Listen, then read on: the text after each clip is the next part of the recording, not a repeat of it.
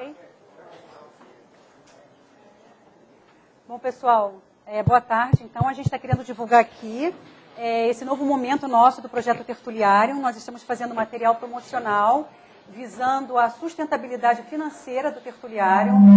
Então, nós temos aqui sacolas, canecas, jalecos com a marca Tertuliário, chaveiros, canetas, tudo de muito boa qualidade. Está visando assim, que o voluntariado possa ter acesso a esse material, né, de boa qualidade, para a gente poder manter aqui a nossa harmonização na nossa manifestação diária. Tá, ok? Nós temos também aqui pendrive de 4 GB, os preços estão ótimos, o pendrive está por R$ 70. São 4 GB, você pode colocar toda a enciclopédia da Conscienciologia e outras enciclopédias também, dicionários, tá ok? E queria lembrar também a todos que é muito importante, gente, que esse material, a primeira coisa é que esse material vai estar disponível na Megastore diariamente. Para quem é teletertuliano, pode entrar em contato pelo telefone 35250867. E também, muito relevante, é vocês se associarem ao projeto Amigos da Enciclopédia. O que a gente quer colocar aqui, que é a pessoa sendo amigo da enciclopédia, ela é amiga ou amigo do tertuliário. O projeto Amigos da Enciclopédia é um projeto de sustentabilidade do tertuliário. Como é que funciona isso? Nós todos somos sócios do CAEC, do tertuliário, para que a gente possa ter, então, nós somos voluntários, né? A doação é livre, então a gente vai estar doando esse dinheiro mensalmente para que o tertuliário possa se manter. E onde vai esse dinheiro? Só para vocês saberem, a gente tem que pagar esses papéis que são impressos, luz, ar-condicionado, isso tudo é muito caro, são muitos gastos, o processo todo da internet, que também é tudo trabalho voluntário, né? A gente não recebe ajuda de ninguém, é tudo a partir da gente mesmo. Então, se todo mundo se associar ao projeto Amigos da Enciclopédia, vocês vão estar colaborando, então, para que a gente possa manter o tertuliário com harmonia, e principalmente desde o início, tá? A ideia é a gente inaugurar o tertuliário, já com todos se associando, então a gente tocando o projeto, tá ok? O trabalho. Mais alguma coisa? Esse jaleco aqui já é o jaleco do tertuliário. Esse também. Os dois. Então, pessoal, se animem a comprar. Depois, se vocês querem ver os preços estão todos aqui. A gente já vendeu bastante coisa antes de começar a tertúlia. Vendimos chaleco, chaveiro, caneca. Prancheta, para quem está anotando, ó, prancheta. Foi errado. Sacola, chaveiro. Chaveirinho tertuliário. A bolsa, vocês querem ver a bolsa? Bom, o importante é o conteúdo, não é a forma.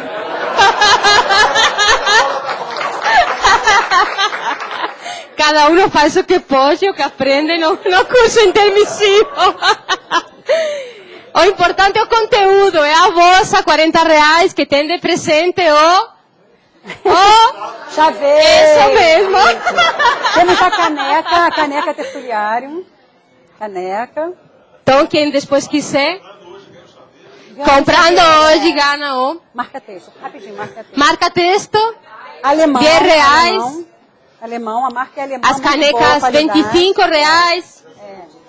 Tem também a caneta para dupla evolutiva, né? Já vem as duas canetas. R$50.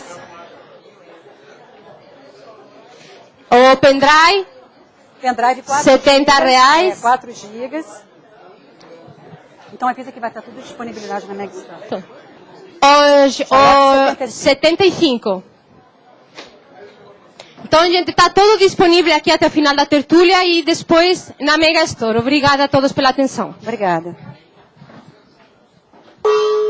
Tertúlia.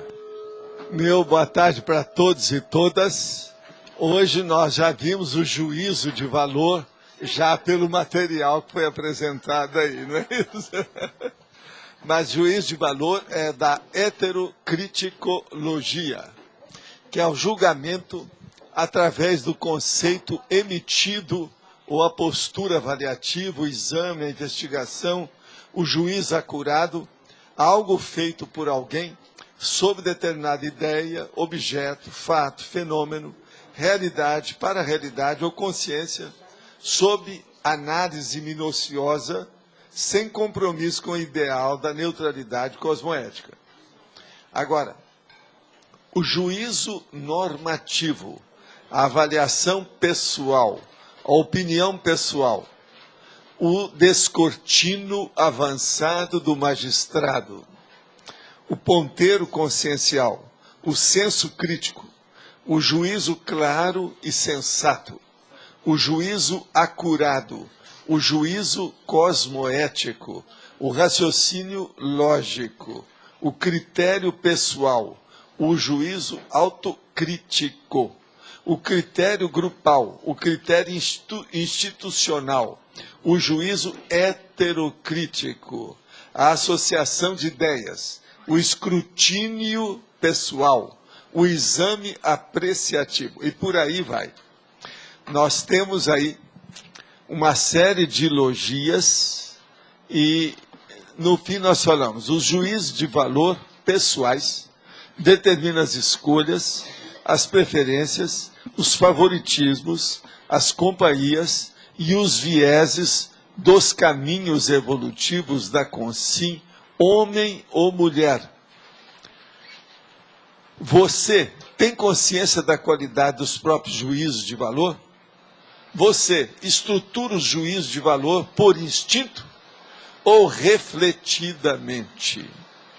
Eu quero dizer que esse verbete tem 3 páginas, tem 40 logias e tem 8 máximos. Na frase enfática tem um espaço a mais entre as companhias, que nós depois vamos acertar. Eu acho que no original já acertamos. A Rosa pode trabalhar aí com a tecnologia e com a antagonismologia, que faltam 3 de cada só. Agora, eu vou aproveitar aqui para falar para vocês, ou responder aqui uma senhora que perguntou ontem, que não deu tempo de perguntar. Porque ontem nós respondemos 18 perguntas, essa aqui é a 19ª. O senhor coloca que o drama da consciência é a autovivência intensa pela consciência, de condição intraconsciencial fixada em autoculpa, remorso ou problema intrapsíquico por alguma ação ou longa série de atos anticosmoéticos praticados. Quando o drama de consciência está relacionado a fobias geradas por interprisões grupo-kármicas, incluindo retrocognições alimentando essas fobias, o que fazer para limpar esses rastros, superar essas fobias e ficar com a consciência mais tranquila? Olha, isso aí não tem milagre, tudo é um processo de esforço pessoal. O ideal é a pessoa procurar compensar as deficiências ou os atos imperfeitos cometidos por atos agora perfeitos, melhores, para conciliar as partes, melhorar o estado geral, vamos dizer, equilibrar o olo pensene e compensar de fato aqueles erros cometidos anteriormente. Agora, lembrando que tudo depende da melhoria pessoal, é da pessoa, antes de tudo. Então, é muito importante a pessoa ter boa intenção, uma vontade decidida e critério para fazer isso de uma maneira diplomática, que não ofenda as partes, ou seja, atendendo aos direitos das outras consciências. Uma outra pergunta é essa aqui. Pergunto como se explica o processo de, às vezes, eu sonhar com algo e no futuro próximo aquele sonho materializa. Olha, o que se passa aí é um fenômeno parapsíquico dos mais frequentes, que é o problema da precognição. Precognição é um fenômeno comum, igual, por exemplo, a intuição. E, às vezes, também tem um outro fenômeno muito comum, que é a chamada simulcognição, que é a pessoa fica sabendo daquilo mais ou menos na hora que está ocorrendo, ao mesmo tempo, simultaneamente. Por isso que chama simulcognição, conhecimento aurido ao mesmo tempo, na mesma hora, no mesmo tempo. Então, esse caso aqui, no seu caso pessoal, de sonhar com algo, esse aqui é a chamada sonho pré-cognitivo ou sonho simulcognitivo. Quer dizer, é onírico. No caso, seria um processo de cognição onírica. Eu estou procurando esclarecer todos os aspectos que envolvem esses fenômenos. Então, no caso aí, seria uma simulcognição onírica ou uma pré-cognição. Cognição é conhecimento, pré-conhecimento antecipado. Um conhecimento antecipado de alguma coisa que vai ocorrer dentro de pouco tempo. Agora, no caso é onírico. Onírico quer dizer relativo ao sonho, ao estado alterado da consciência onírico. De modo que aqui, com isso, a gente vê a coisa bem clara. Agora, ó, para o meu amigo aí, eu recomendaria colocar todos esses seus sonhos, data, com todos os detalhes, tudo direitinho no laptop. Dentro de um ano, você dá um balanço dos sonhos e começa a verificar o que é que bate, o que é que aquilo aconteceu mais de uma vez. O fenômeno, a sensação, a decorrência daquela precognição onírica. Veja os casos que você acertou, veja os casos que você errou, e veja também o seguinte: quando é que você acertou falando no assunto? Quando é que você errou falando no assunto? Que às vezes, na dúvida, é preferível se abster, ficar calado. Anota tudo e vê o que ocorre. Agora, quero dizer outra coisa agora no final da história toda, um epílogo desse assunto. Se você funcionar direito, dentro de alguns anos, você vai ter total autoconfiança nos fatos. E isso você pode ajudar muita gente através da interassistencialidade, mostrando o que pode ocorrer antes daquilo, antes que aconteça. Agora, para isso, você tem que estudar mais. Quando chegar nesse ponto, você já não vai fazer mais pergunta para mim. Você vai me ensinar. Agora, o processo é o seguinte, isso às vezes demora 1, 2, 3 anos. O problema é a pessoa trabalhar em cima disso sem inculcar patologicamente, sem pensar coisa negativa sobre isso. Olha o positivo. Uma outra coisa, nessas questões de simulcognição e pré-cognição, existem fatos positivos que levantam o ânimo das pessoas. E existem fatos patológicos que rebaixam tudo quando se fala neles. Você tem que escolher para ver se vale a pena falar ou não. Se você tem certeza daquilo ou não. Se é melhor fazer abstenção, ficar calado e colocar um zip na boca. Outra pergunta, essa de hoje. Desde criança ouço a seguinte passagem cristã: não julgueis para não ser julgado, porque da mesma maneira que julgueis será julgado. Tal frase reflete algum princípio ou lei, ou é um reflexo, é um convite à irreflexão, falta de bom senso e falta de discernimento? Olha, isso é conversa fiada das religiões que vêm da antiguidade. Se uma pessoa não julgar os outros, como é que fica, por exemplo, a jurisprudência? Se um pai não julgar o filho, como é que vai ajudar esse filho a ficar um pouquinho mais educado? Se um professor não julgar o aluno, ele não vai dar nota nenhuma para esse aluno. Se eu aqui não julgar o que se faz, isso aqui vira uma casa de Horácio, casa de doido. Não vai ter lógica em nada que nós falamos. Ninguém vai depois querer vir aqui ou escutar o que nós estamos falando. De modo que a gente tem que julgar tudo. Agora, coisa mais séria que tem.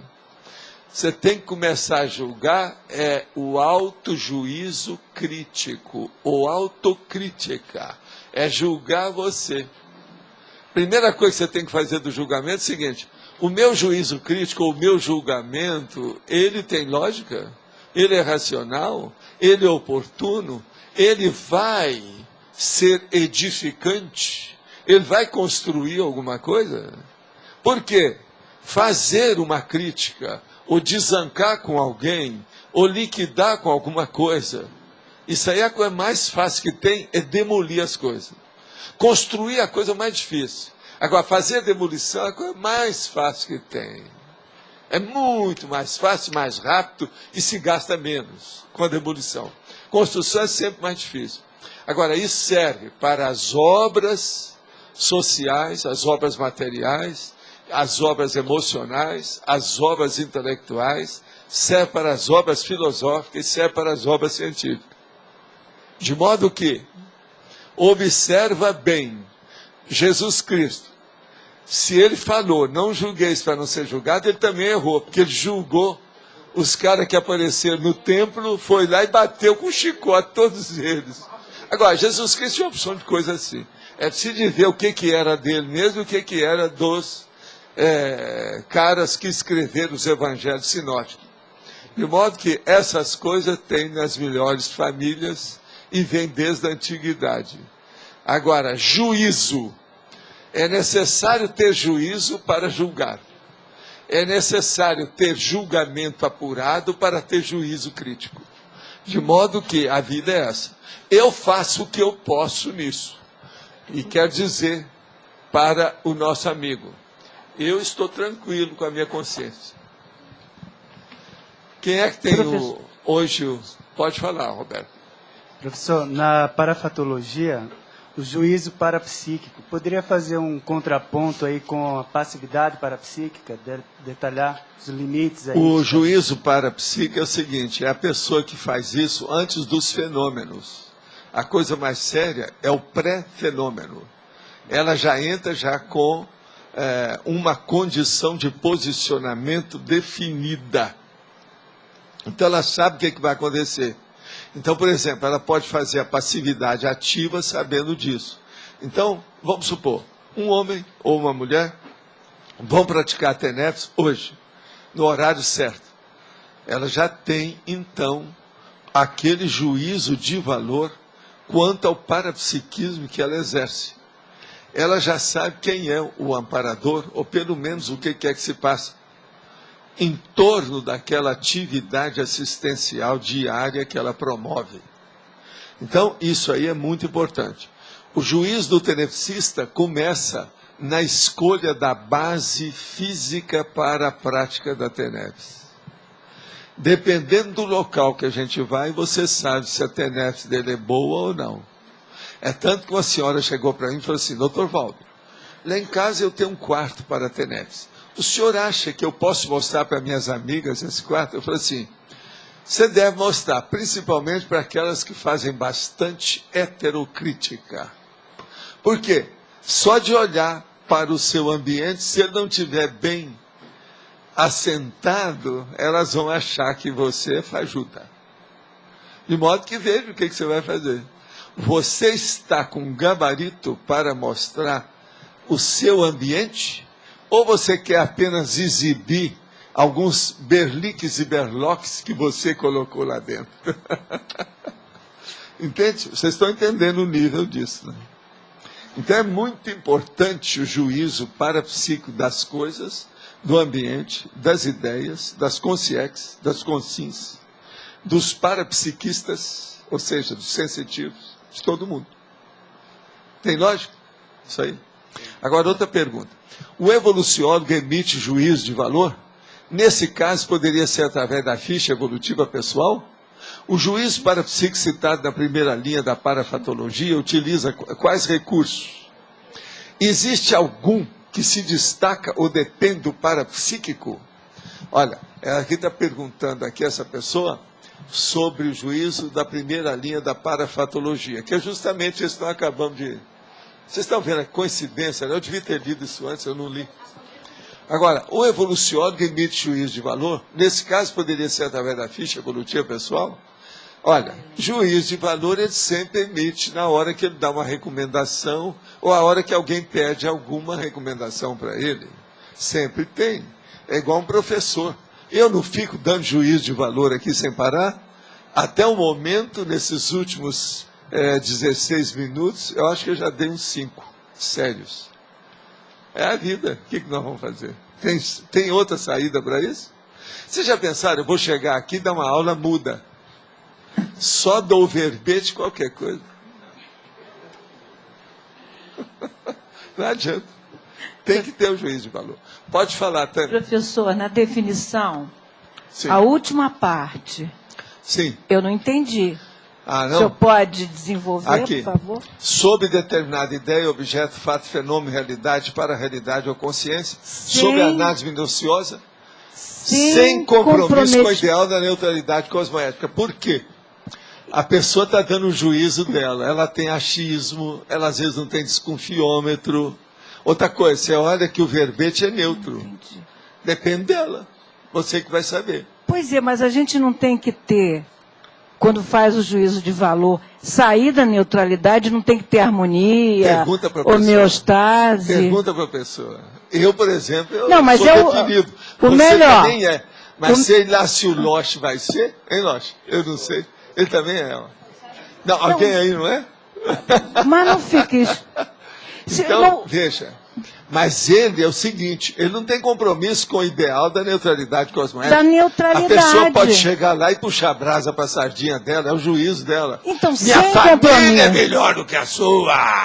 Mas ele está Acabou, olha, sem acabou. compromisso. Hein? Está sem compromisso. Sem compromisso. Não seria um É o compromisso juiz de com a valor, é sem harmonia? compromisso, não. Ele deu a opinião dele, é o achismo dele.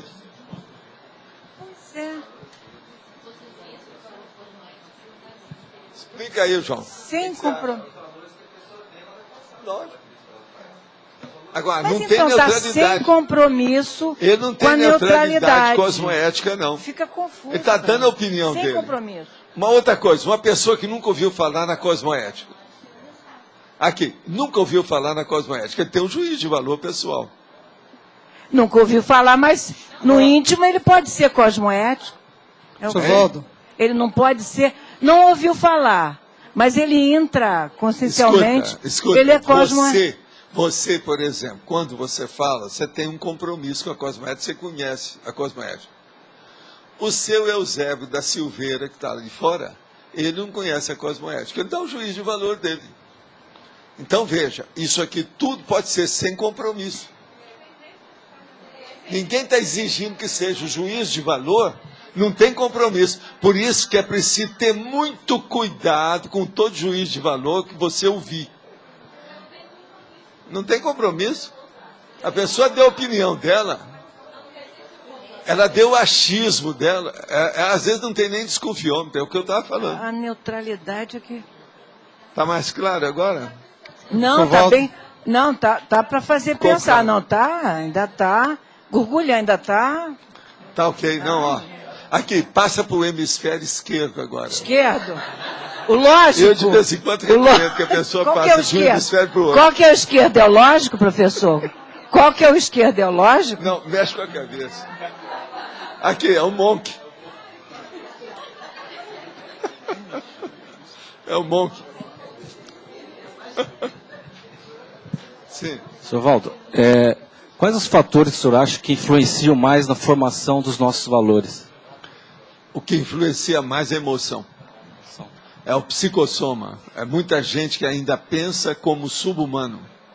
É por instinto. É a pessoa que não raciocina antes de falar. É a pessoa que é assodada, ansiosa, que não pensa o que é que vai fazer. Eu estou falando ansiosa quando já tem a síndrome do ansiosismo. Quer dizer, um negócio bem avançado. Então isso aí é que cria mais problema em juízo de valor. Os traumas influenciam Outra mais? coisa, nós já trouxemos aqui a primeira impressão. O juiz de valor erra muito na primeira impressão. Muita gente erra com isso. E outra coisa, é uma pena, porque às vezes a pessoa tem uma visão errada de outra. 30 anos, só viu uma vez, ficou com aquilo. Está errado. Não existe pessoa totalmente boa. E não existe pessoa totalmente má. Pessoa que eu estou falando. Porque serenão é difícil de encontrar. Os outros são toda em evolução. De modo que é uma beleza a gente viver aqui, que a gente não precisa ter vergonha do nosso nível evolutivo. Aqui tem desde a lesma até o serenão. E eu, por exemplo, quase sempre eu fico mais com a lesma. Hoje em dia estão com menos lesma, né, em alguns lugares por aí afora. Lesma frita. Então, quer dizer que até a lesma tem valor. A lesma alcançou um nível nobre, a hora que ela entrou na culinária. Eu acho. É nobreza. Quem é que está? Pode falar. Ou eu. Na fatologia, na segunda linha, no final dela, o ponteiro consciencial. Eu queria que você pudesse explorar um pouco. O ponteiro consciencial, nesse caso, é muito sério.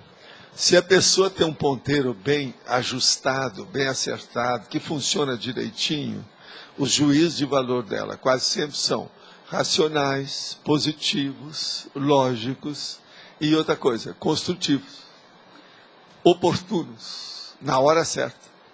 Então, o ponteiro consciencial é que indica isso. Agora, o ponteiro consciencial é a demonstração cabal do nível evolutivo da consciência. Uma pessoa, pelo ponteiro, você analisando o modo dela reagir com as coisas, você vê o nível evolutivo dela. Se a gente soubesse direitinho como é que é o ponteiro consciencial das pessoas, a gente não precisava daquela escala evolutiva, a gente já saberia na hora. Mas a maioria não pensa nisso. Essa maioria não pensa que tem ponteiro consciencial, às vezes nem pensaram nisso. Agora, o ponteiro consciencial, por exemplo, uma coisa na prática, ele expressa o mega pensene básico de todo dia da pessoa, que leva para o mater pensene da pessoa. Tudo, o ponteiro está ali. Agora, o ponteiro mostra os interesses da pessoa, os objetivos que ela tem na vida.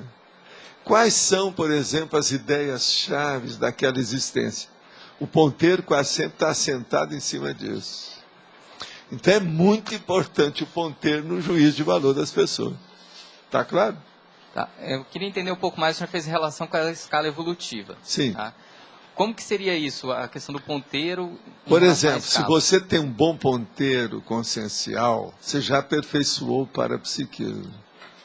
Você lê a pessoa sem ela falar nada, é o livro aberto. Ela chegou, você vê as reações dela, o nível que ela está. Se ela domina energia, se ela tem uma força presencial expressiva, entendeu?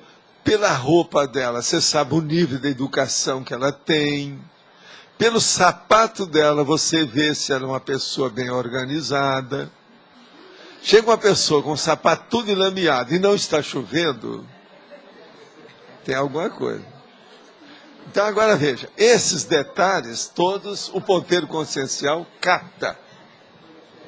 Ele, então, demonstra, evidencia. Tá. Agora, gente, nós podemos ler as pessoas como se fosse um livro aberto. Na verdade, não é um livro, cada um é uma enciclopédia, né? Que as pessoas são complexas. É a consim poliédrica.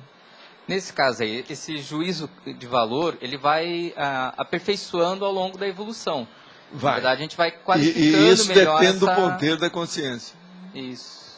Depende do código pessoal de cosmoética dela. Depende do índice de inteligência evolutiva que ela vivencia. Depende do nível de logicidade prática que ela aplica no dia a dia. Depende do nível também da interassistencialidade que ela exemplifica. Que aí é o código de exemplarismo pessoal. Tudo é uma coisa só. Por isso que você lembra que, desde o início, nós começamos a falar de conscienciologia, a gente fala, vocês não querem entender conscienciologia? Então entende o que é cosmoeticologia, é a mesma coisa. Ou entende o que é evoluciologia, é a mesma coisa. Ou entende o que é interassistenciologia, tudo é a mesma coisa. Tudo é semântica. Tudo é um processo de apresentação. Lá no fundo é a mesma coisa. Agora, veja, não é a mesma coisa nenhuma delas, né? Cada uma é uma faceta da nossa personalidade, da nossa vida, da manifestação dentro do cosmos. Mas é o caminho. Vê se tem lógica. Tem lógica? Tem. Então, o seu juízo de valor a respeito do assunto do ponteiro consciencial está positivo? Você entendeu? Entendi. Agora, aqui outra pergunta. Iniciei minha escuta às tertúlias, quer dizer que a pessoa está só escutando, ela não está vendo. Há pouco tempo, por indicação de minha psicóloga. Quer dizer que nós estamos agora, precisando eu cobrar essas aulas. Quanto que está aí a consulta de psicólogo atualmente? Ah, não, isso é muito barato. Não, o meu consultório, quando eu cobrava, naquela época, era muito mais do que isso. Estou estacionada no meu crescimento, principalmente profissional, e isso me angustia muito. Ao escutar as tertúlias, tenho sentido arrepios. Ontem fiquei muito sonolenta e cheguei até a dormir um pouco. O senhor teria alguma ponderação para me orientar? Olha, eu não vou falar nem quem você é, nem de onde você veio. Eu só quero dizer o seguinte, você tem assédio. A maior prova aí é o seguinte, se você está escutando o processo, sente arrepio e depois fica com sonolência, e você falou que está com angústia, isso é claro que tem assédio. Agora, se examinar por que, de onde veio esse assédio, abençoar os assediadores, exteriorizar a energia. Tem um negócio que a gente faz, você procura aí nessa cidade que tem aí uma unidade do Instituto. Procura lá e você vai perguntar, quando é que vai ter algum curso que vai ensinar o EV? E veja o que é isso. EV. EV, quer dizer, estado vibracional, que é o que você precisa para você se defender. Agora, dá um pulinho e conversa com essa turma, que isso aí você vai tirar de letra. E as coisas vão abrir o seu caminho. Seu caminho está fechado devido a esses assediadores. Está na cara que tem. Entende? Você não entende o assunto, está dando todas as coordenadas do fato. Há um processo de assédio óbvio. Presta atenção nisso. Você vai superar o assunto. A hora que a gente coloca a coisa assim, expressa o processo público, isso aí já muda todo o holopensene, que é a atmosfera da sua vida. De modo que vamos pôr energia nisso. E vamos em frente. E viva a psicologia. Pode falar. Na hominologia, o senhor coloca Homo sapiens policármicos. Eu queria que o senhor fizesse um cotejo entre o juízo de valor e a policarmalidade. Você falou aqui qual que é o homo, qual deles? Na segunda linha, Homo sapiens policármicos. Ah, policármicos. O policármicos, no caso aí do juízo de valor, é aquele da pessoa que está mais avançadinha em matéria de assistência. Que ela já faz assistência sem esperar o retorno. Então ela já saiu do ego-karma e da predominância também do grupo karma. Ela já passou para o polikarma. Nesse processo do polikarma, o problema da interassistencialidade, da cosmoética, já predomina e a pessoa praticamente já tem uma incorruptibilidade, principalmente na sua pensenização, na sua intenção e nos seus atos. Mas a coisa mais séria é dentro, intraconsciencialmente, dentro da cabeça. Por isso que nós colocamos o policármicos, que são poucos verbetes que eu já toquei nesse assunto do policármico. Acho que tem 3 só. Entendeu? Que é de propósito, porque juízo de valor é uma das coisas mais sérias que nós estamos falando aqui hoje. Isso tem até valor dentro do comércio, não tem? Dentro das gestões aí, os processos de gestores, tudo isso. Outra coisa, professor. A coisa mais séria que tem num professor é o juízo de valor. Senão, que professor é esse ou que professor é essa? Se ele não tem juízo de valor perante as coisas. Ele tem que saber, pelo menos, um pouquinho mais do que a média dos alunos dele. Senão está danado. Como é que fica? Agora, vocês vão falar, não, mas tem especialidade, tem o generalismo. Não, eu estou falando de modo geral. Na média da situação. É isso aí. Outra pergunta. Não consigo entender como o juízo de valor possa ser positivo.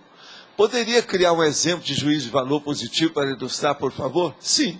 Eu viro para você e falo assim, o meu juízo de valor fala que a sua pergunta é muito pertinente, óbvia e oportuna. Isso é um juízo de valor positivo e a sua pergunta também é positiva, não vejo nada de negativo nela. Você está tentando entender um assunto dos mais importantes da vida humana, que é o juízo de valor. Alguém aqui acha que juízo de valor não é uma coisa importante? Você está entendendo bem? Ó, todo mundo acha que juiz de valor é uma coisa séria. Você está perguntando uma coisa séria. Agora, veja. É positivo, sim, a maioria dos processos. Mesmo quando a pessoa erra, é positivo para o interlocutor, aquilo que viu que ela errou. Por quê? Ele definiu, fez o julgamento também, o juízo crítico, do juízo crítico do outro. Então, juízo crítico é a base, praticamente nós podíamos falar que é uma expressão-chave para qualquer refutação, para qualquer debate, para qualquer discussão positiva, em qualquer linha de conhecimento humano. Não, um exemplo a gente pode perguntar, qual é o melhor sistema político, a ditadura ou a democracia? Isso entra juízo de valor. É. Não, entra juízo de tudo valor aí nós temos. Pode falar o seu, qual que é? Não, é só complementar que se vive a partir de escolhas sucessivas. Como é que nós vamos tomar decisões se nós não temos juízo de valor? Por exemplo, falando aí, ó, ele é um arquiteto. Então eu viro e vou fazer o meu juízo de valor. Eu prefiro viver numa cidade grande, num apartamento, num local de condomínio que tenha mais segurança do que numa casa. Tá certo? Eu prefiro morar numa casa aqui, do jeito que eu moro, dentro de um condomínio que tem segurança total o tempo todo, 24 horas. Isso é juízo de valor. Da residência, da cidade, do apartamento e dos tipos de metrópoles. Norteiam as escolhas, né? Pois é.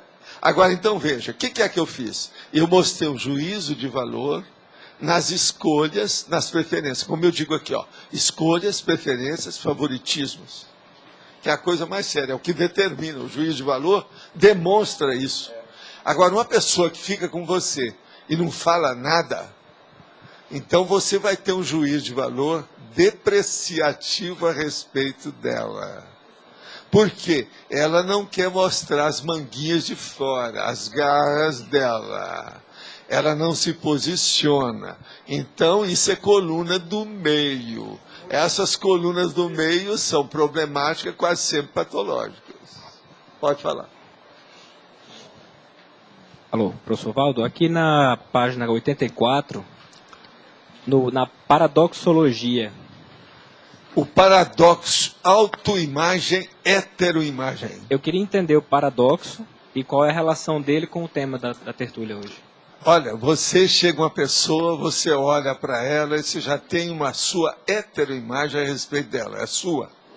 A respeito da imagem dela, a imagem da pessoa dela. Então, veja, você já tem um juízo de valor antecipado sobre um aspecto daquela personalidade. O que você acha? Estou falando um só. Eu posso arranjar mais 1000 para você. Tudo baseado em imagem. Tá. E aí, vocês estão vendo como é que o alcance do juízo de valor, como é que ele é sofisticado?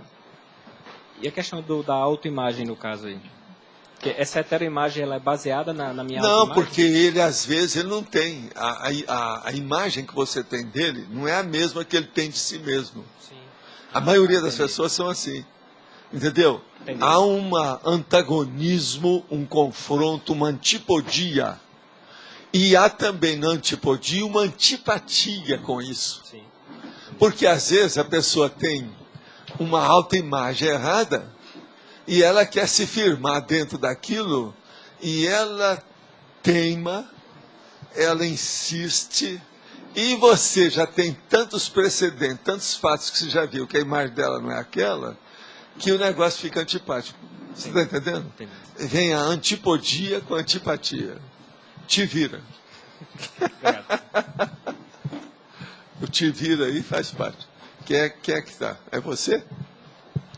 Sr. Valdo, na teriologia, sim, teoria do para-direito, aqueles elementos que estava falando, da policarmalidade, da interassistencialidade, da cosmoética, são íncidas aqui nessa teoria. São. E essa teoria que vai basear o juízo de valor cosmoético. Agora, a coisa, o juízo de valor na seleção dos fatos para formar hipóteses e teorias está na teoriologia. Agora, veja, hipóteses e teorias. Como é que a gente vai formar uma hipótese? Uma elucubração pública, falando, explicitando essa elucubração. Uma elaboração de pensamento sem juízo de valor. Toda definição sua, todo posicionamento, tudo é juízo de valor. Agora veja, aqui nessa sala, quem mostra e demonstra e explicita mais juízo de valor sou eu. Devido à circunstância do processo. Todo dia trazendo um tema desse diferente do outro. Diferente em termos, né? Porque tem sempre coisa parecida. Mas ele é sempre diferente. Já. Não, mas não é só isso, né? Não é só isso. O processo da exemplologia é... Outra coisa, a neologia é... A definição é... Aqui tem juízo de valor em todos os tópicos, a maioria. Mega pensando Porque, gente, também, né? O livro que vocês estão escrevendo é uma enciclopédia de juízo de valores. Tá certo? Seja o que for que você esteja escrevendo. Isso é muito sério. Agora, esse juízo de valor vai ser o parâmetro ou embasamento dos leitores julgarem você como autor ou autora. Esse aqui é o fato. Então, a vida hoje, ela está cada vez mais com juízo de valor. O homem Cro-Magnon, aquele que arrastava vocês, mulheres, pelo cabelo, está entendendo? Com um trabuco na mão, ele não tinha grandes juízos de valor, porque fazer isso com uma mulher é uma loucura, né? Então, estou dando exemplo. Tá certo? De modo que ele não tinha nenhum juízo de valor produtivo, de alto nível. De fato, não tinha. E na página 84, na tecnologia, só pode aprofundar essa técnica da jurisprudência universalista, por favor? A técnica da jurisprudência universalista. A primeira coisa é o seguinte, é você sempre fazer o juízo ou dar um veredito, que todo mundo dá veredito toda hora. A mãe dá veredito para o filho, o professor dá para o aluno quando dá a nota, o empregador dá para o funcionário, e por aí vai. O juízo de valor é dado todo dia com a jurisprudência, que é um veredito. Agora, a coisa mais séria é, na hora do veredito, você pensar, existe uma cosmoética, que é uma moral cósmica. Existe uma interassistenciologia, que tem que ser também difundida para o cosmos. Nós não podemos estar escolhendo as pessoas para estar fazendo assistência o tempo todo. A vida nossa de convivialidade exige que a gente atenda aqueles que a gente pode, que aparecem na nossa frente. Olha só o processo cósmico. Então, a jurisprudência aí, ela é totalmente universalista. Um juiz, por exemplo, que tiver parte pri, que tem alguma coisa antes, você sabe que isso é antijurídico, isso dá cadeia. O magistrado pode ir para a cadeia se antes de julgar ele dá opinião. O réu entrou na sala, ele dá opinião sobre o réu? Que juiz é esse? Não tem juízo nenhum. Então, veja, esse universalismo é o contrário disso aí, é o outro extremo. É a hora que a pessoa está julgando tudo com a cosmovisão maior que ela já consegue obter, alcançar e aplicar. Tem lógica? Então, a jurisprudência universalista, ela é o para-direito no acume, ou seja, no ápice, no máximo que pode, o pico máximo da situação. Tem lógica? É por aí. Baldo, sim. Na página 84, fobiologia. Sim. Você colocou criticofobia. Você considerou que a criticofobia engloba a neofobia e a decidofobia? Ou você acha que poderia acrescentar? Não, pode acrescentar tudo isso. É que quase sempre eu não ponho para deixar as pessoas pensarem. Ela, às vezes, já está colocando mais fobia lá. Porque fobia existe demais. Se nós quisermos, todo verbete a gente põe 7 aí. Então, Waldo, entende? Agora, na questão da criticofobia, é muito sério pelo seguinte. Se uma pessoa tem fobia, ela tem receio de estar criticando os outros, como teve aquela pergunta que foi feita aqui hoje, começa que ela não tem autocrítica. Quase sempre a pessoa que tem medo da crítica dos outros, ela não se critica. Então, como ela não se critica, ela não quer a crítica de ninguém. Agora, o que nós precisamos de gostar é de receber uma crítica. A crítica é uma coisa muito positiva, quando ela é cosmoética, quando ela é equilibrada, quando ela é produtiva, quando ela vai edificar alguma coisa. Senão não adianta nada. Então, a intenção aí é essa. Agora, a Rosa tem acrescentado. É tanto que naqueles que você mandou para mim, havia um, por exemplo, que dava 7 fobias. Eu coloquei fobia, tudo em itálico. Que eu estou fazendo isso tudo. Já tem dezenas assim, somente de filia, de teca, está tudo lá marcado. Que é para chamar a atenção do universo maior daquele texto, ou daquele assunto. Entende? Valdo, você acha que pode considerar uma ordem lógica, primeiro neofobia, depois decidofobia e, por fim, criticofobia, ou... Aí depende do tema. Não generalize isso assim que você vai errar. Depende do tema. Cada um você tem que estudar. É ou não é, Rosa? Você já não tem experiência disso?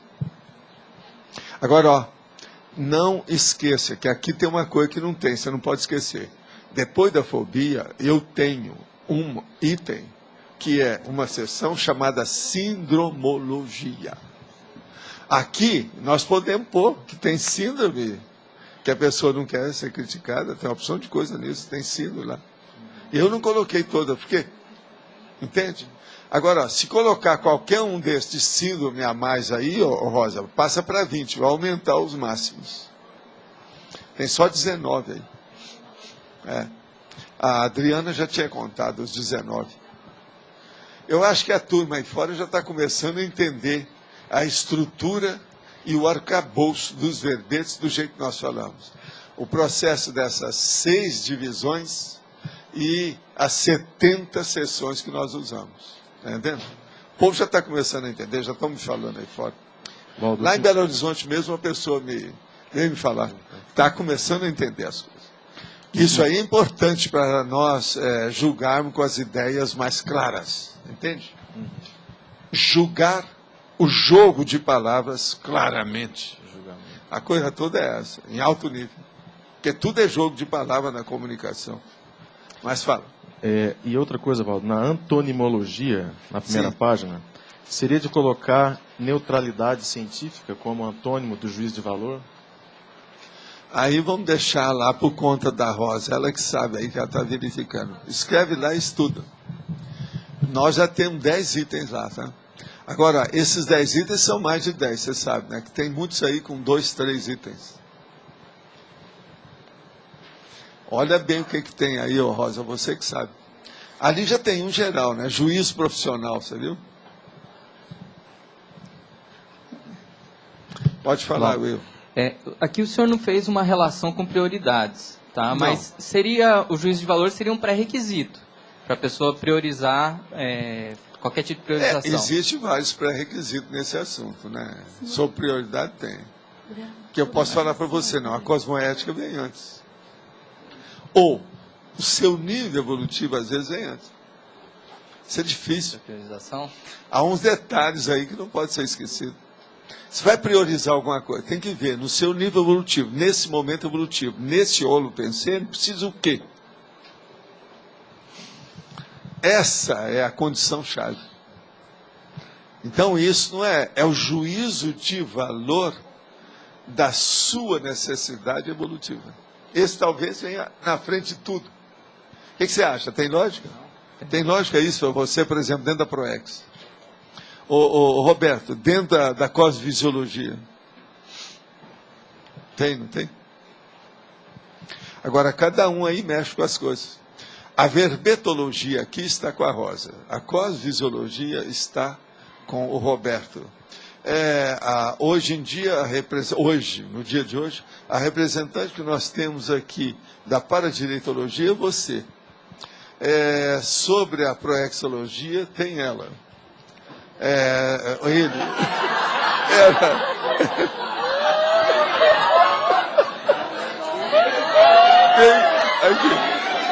Tem essa consciência. Tem outra consciência.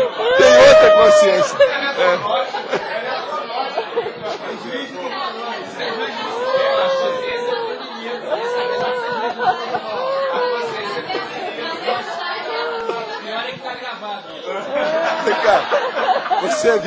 Você viu o que eu falei sobre a saia, né?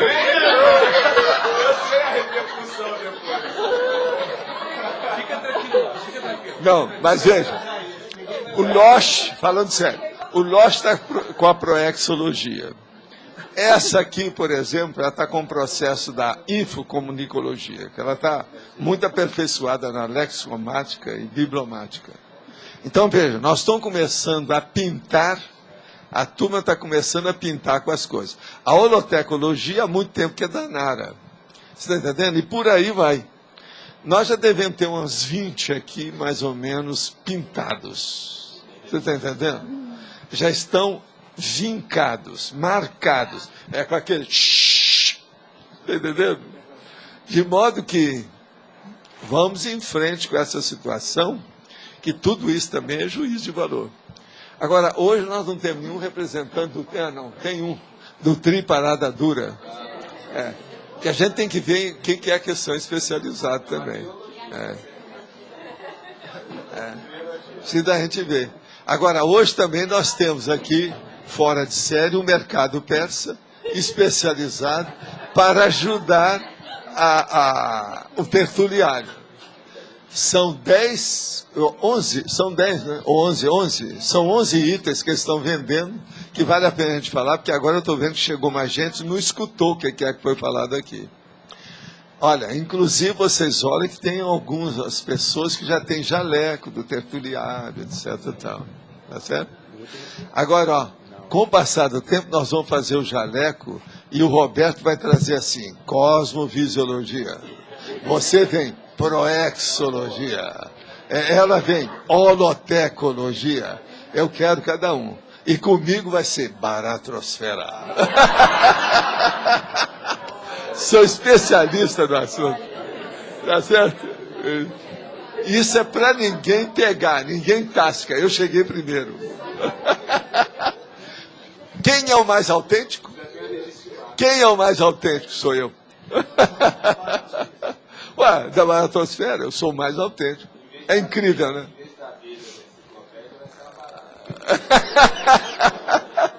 Baratrosfera. Tá vendo? Dessa vez você passou a perna no Jarbas. Você falou antes. Mas olha, pode falar.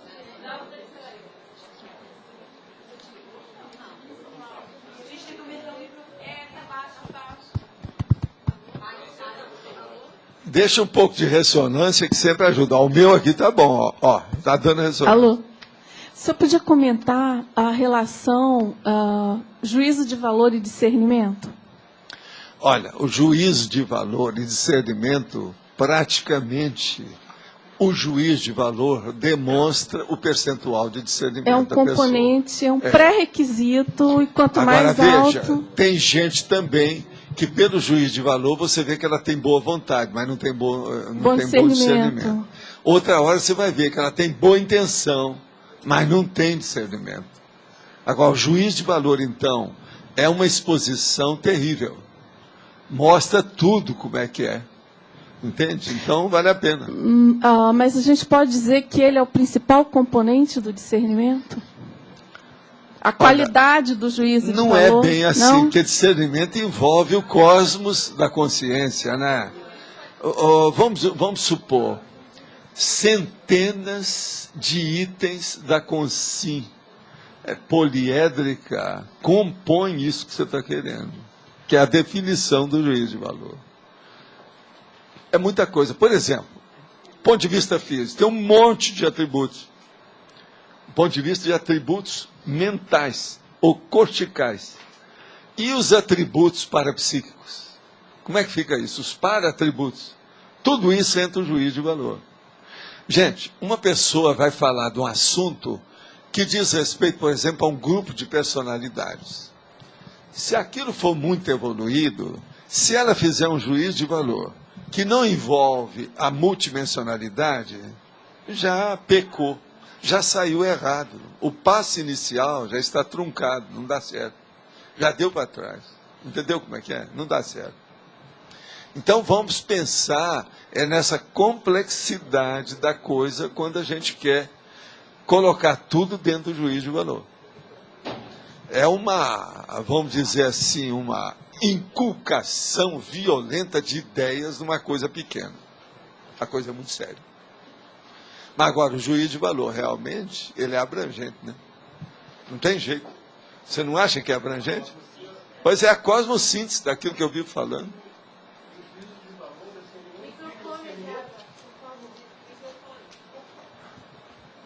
E até pela própria definição, aqui, né, ou em qualquer instância, o juízo de valor não implica discernimento, porque o juízo de valor em si ele é neutro. Se a pessoa faz um juízo de valor pífio, para usar aquela expressão do direito, assim, um juízo de valor completamente despegado da realidade, ele é jejuno de discernimento. Jejuno, totalmente.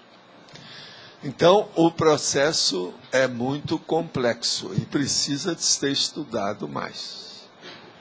Agora, nós temos aqui outra pergunta. Ao conhecermos uma pessoa, observando suas características físicas e forma de vestir, podemos muitas vezes criar um juízo de valor com preconceito e discriminação sobre a pessoa. Isso pode ser analisado como uma antipatia àquela consciência ou como um rótulo social que cria separatismo de classe. Não.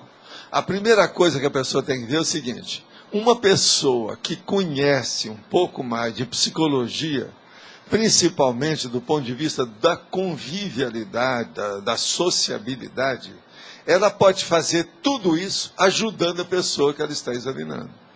Depende da intencionalidade e o que ela faz. O povo gosta muito de falar em preconceito. Preconceito é uma das coisas que mais se fala. É o preconceito que faz aquela pergunta que perguntaram se vale a pena julgar os outros ou não. Isso é preconceito. Agora, preconceito. Eu gosto de falar mais uma outra palavra. Como é que é a palavra que eu uso sobre pergunta? A priorismose. Esse aqui é o pior. Ose é um sufixo que significa uma doença cronicificada, que já vem há muito tempo e que é difícil de ser extirpada. Então, veja, a priorismose é aquela pessoa que já tem tudo assentado dentro dela.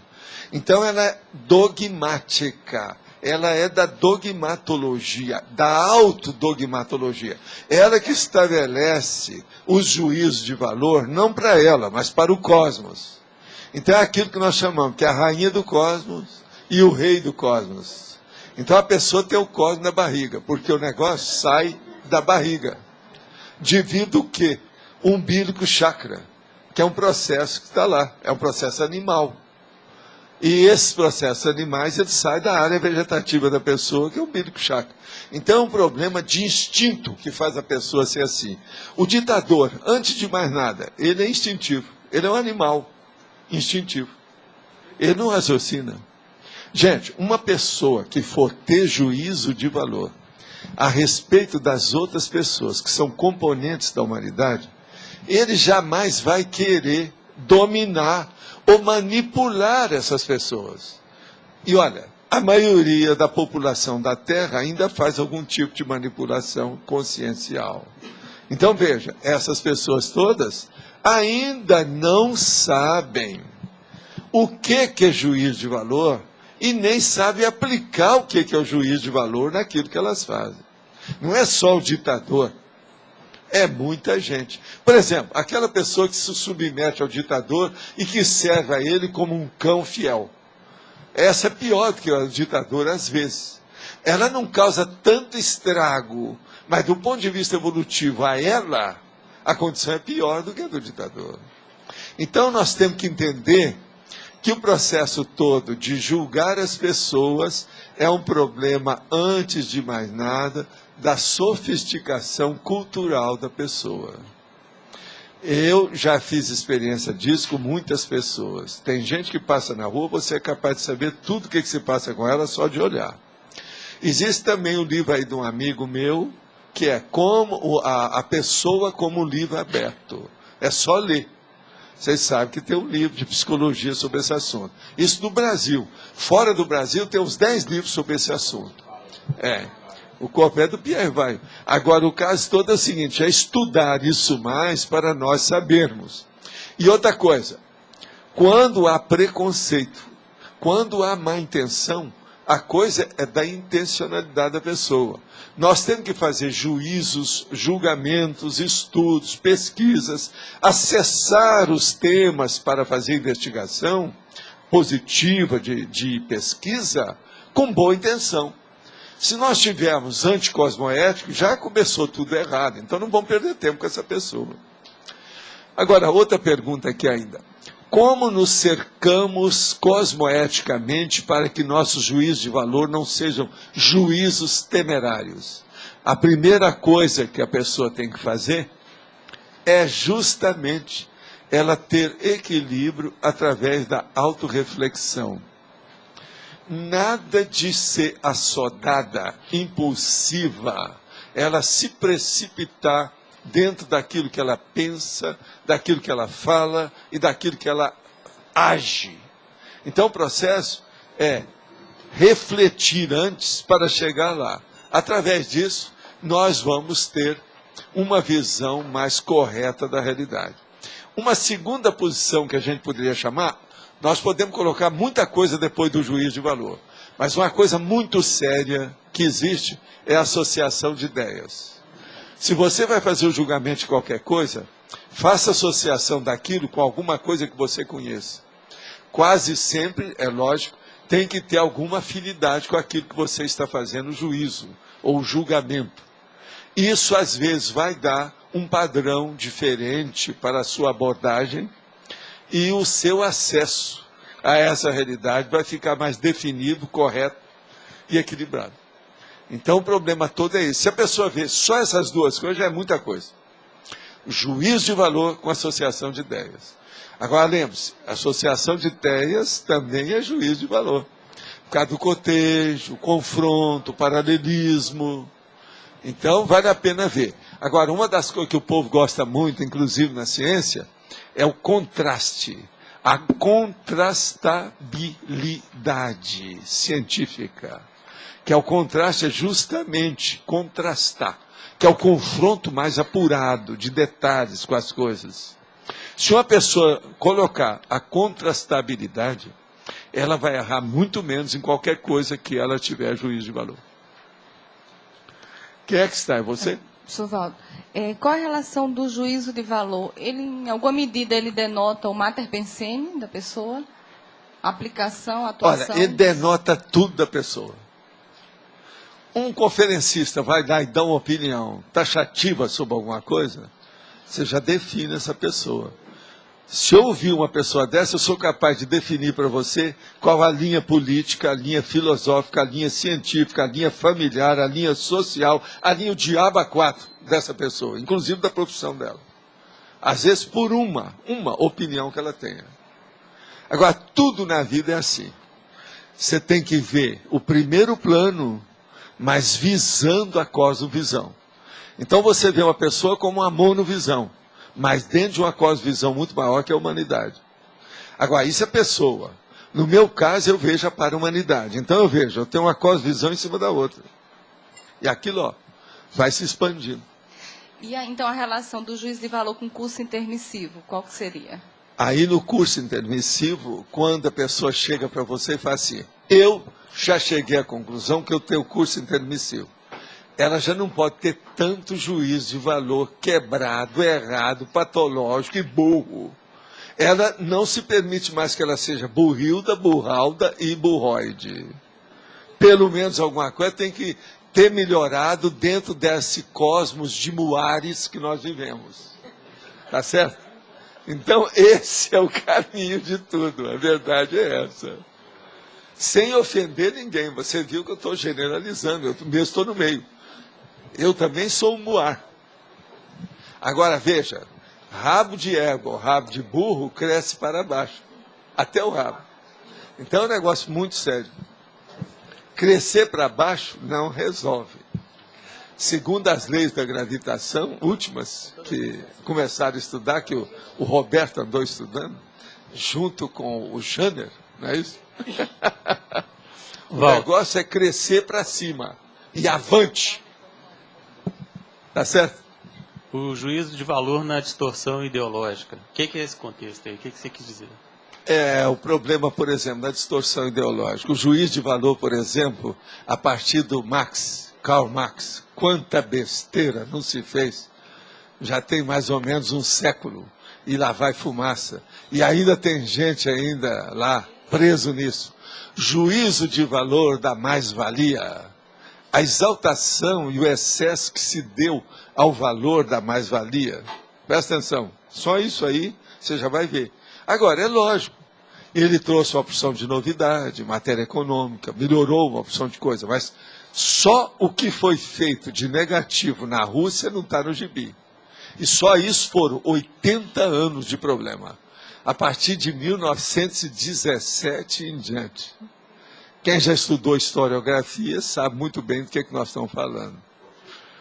Bolchevique e os processos todos. Não é fácil. Tudo que já aconteceu. Outra coisa. A turma não gosta que fala, e outra coisa, muita gente também ignora. A Rússia, através do Stalin, deve ter matado muito mais gente do que os nazistas mataram. Hoje já tem gente que já está de acordo com isso. Esse negócio, desde que começaram a falar, deu uma briga danada, mas é verdade. O que se deportou gente para a Sibéria, o Gulag. O cara, ó, Solzhenitsyn, ele dessomou agora recentemente. Esse homem foi um dos meus heróis. Eu colocava ele como herói, eu julgava energia para ele. Eu acompanhei muita coisa que ele fez. O negócio, a perseguição da ideia dele, dos livros, a condição, o processo, ele está preso. Agora, o homem, ele foi mostrar a realidade. E mostrou através de narrativa, de uma situação muito bem bolada. O negócio dele é seríssimo. Alguém aqui já leu o livro do Solzhenitsyn? Pois é. É Gulag. O negócio é muito sério. Agora, então, veja, hoje, nós já estamos superando tudo isso através da glasnost, que é a transparência, que é o que faltava. Por exemplo, o povo fala muito de Lenine. Lenine era um cérebro, era também um carrascão. Vai ler a história dele e ver o que é que aconteceu com ele. Esses caras não eram de brincar, não. No entanto, quantos anos estava o cadáver dele, com milhares de pessoas praticamente sendo obrigadas a ir lá para quase beijar a mão do cadáver? Isso lá no Kremlin, na praça lá. Como é que é isso? Então você veja que essas coisas todas é o processo do juízo de valor. Agora, ó, você quer juiz de valor mais burro do que a Inglaterra, por exemplo, sustentar a monarquia que sustenta nesse terceiro milênio? Como é que fica? Uma coisa que eu ainda não vi, que eu ainda quero a gente estudar, é saber, por exemplo, quantas monarquias ainda tem na União Europeia. Entende? Para a gente ver como é que é. Isso aí é que eles deviam de levar para o Parlamento Europeu para acabar com isso. Agora, por quê? Cedo ou tarde isso vai acabar. Vocês podem anotar o que está aí. Eu aposto com quem quiser. Se vocês quiserem fazer uma aposta de multiexistencial, nós vamos fazer, que eu ganho. O que está por trás da atitude, da consciência, que segue o ditador, que nem um cão fiel e tudo, e como que é a profilaxia, quer dizer, a mudança reciclada? Ali, a primeira coisa que está nessa consciência submissa é o medo. Medo de alguma coisa. Mas, às vezes, esse medo não é da pessoa. Ele irradia para os entes queridos que ela tem, a família. Ou a pessoa faz aquilo, ou senão eles acabam com a família dele. É assim que o crime, que às vezes é mais organizado do que as instituições jurídicas, eles fazem isso. Está entendendo? Eles perseguem por tabela aquilo que mexe com a pessoa. Agora, extrafisicamente, às vezes, se faz isso também para melhorar. Então, por exemplo, existe aquele caso do livro do André Luiz sobre libertação, que o Gregório aparece, depois vem a mãe do Gregório para suavizar o processo. Que é o contrário disso. Pegou o parente para ajudar a pessoa, e não o parente para acabar com o parente contra a pessoa. Entendeu o que é? Então, o processo da parentela é inevitável intrafisicamente e extrafisicamente, e do ponto de vista milenar. Cada tem que ter prisão grupo kármica, árvore genealógica, o pomar genealógico das nossas vidas dentro da grupo Karmalogia, né? Está mais ou menos claro? Mas quem é que está aí com o... Hein? Pode falar.